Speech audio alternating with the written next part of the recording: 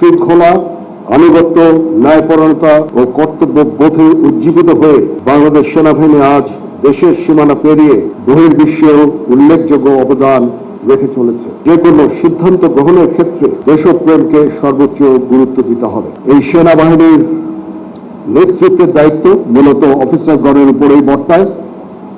এই লক্ষ্যে 1974 সালে প্রতিষ্ঠিত হয় বাংলাদেশ মিলিটারি একাডেমি।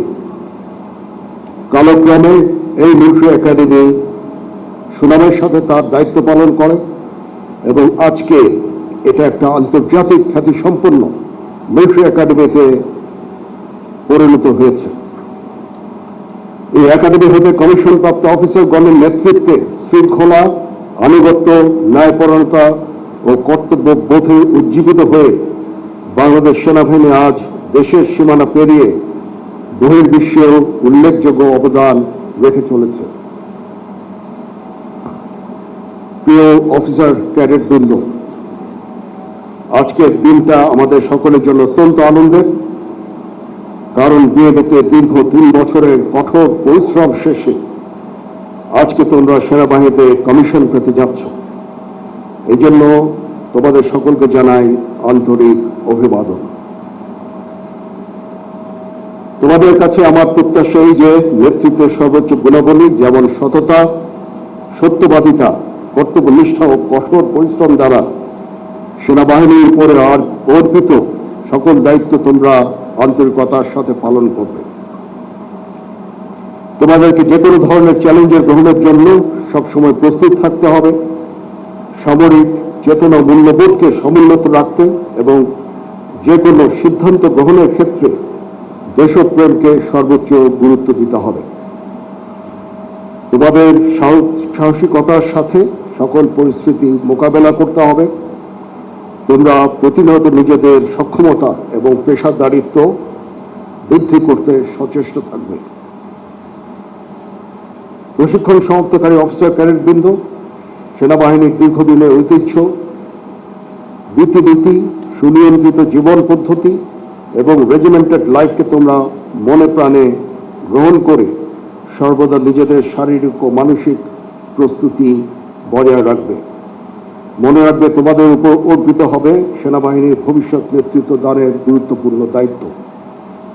বাংলাদেশ সেনাবাহিনীর মূল মন্ত্র সমরে আমরা, শান্তিতে আমরা, সর্বত্র আমরা, দেশের তরে, এটাতে উজ্জীবিত হয়ে মাতৃভূমির স্বাধীনতা সার্বভৌমত্ব রক্ষাই হবে তোমাদের জীবনের প্রথম এবং প্রধানতম ব্রত।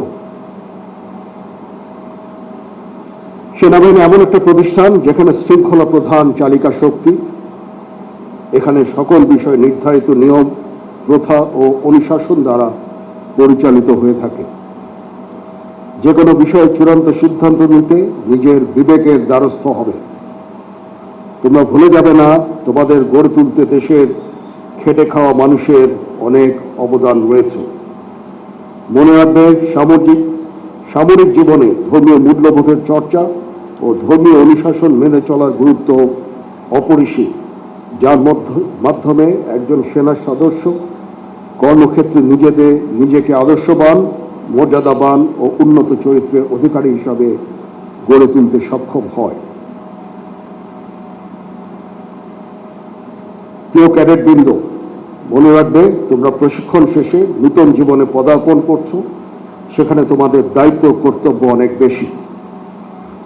তোমরা অধীনস্থদের প্রতি সহানুভূতিশীল হবে এবং তাদের ভালো মন্দের প্রতি খেয়াল রাখবে। সর্বদা অধীনস্থদের সুপ্রশিক্ষিত করে গড়ে তুলবে এবং তাদের সামনে নিজেকে উদাহরণস্বরূপ উপস্থাপন করবে। তোমাদের প্রশিক্ষণের দক্ষতা বৃদ্ধির জন্য সর্বদা সচেষ্ট থাকবে। তাহলেই তোমরা কর্মক্ষেত্রে সফল হতে পারবে। উপস্থিত প্রশিক্ষণার্থীবৃন্দ, তোমাদের প্যারেড আজকে আমাকে মুগ্ধ করেছে। এই জন্য তোমাদের আন্তরিক ধন্যবাদ জানাচ্ছি।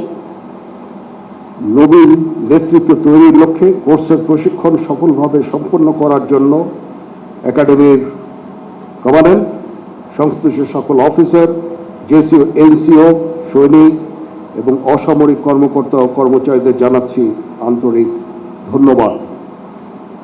প্রশিক্ষণে সর্ববিষয়ে শ্রেষ্ঠত্বের জন্য সোর্ড অফ অনার এবং একই সাথে সেনাবাহিনী প্রধান স্বর্ণপদক বিজয়ী battalion senior under commander Abdullah Al আরাফাতকে আমি আন্তরিক অভিনন্দন জানাচ্ছি। আমি অভিনন্দন জানাচ্ছি কমিশনপ্রাপ্ত অফিসারগণের গর্বিত মাতাপিতা ও অভিভাবকদের।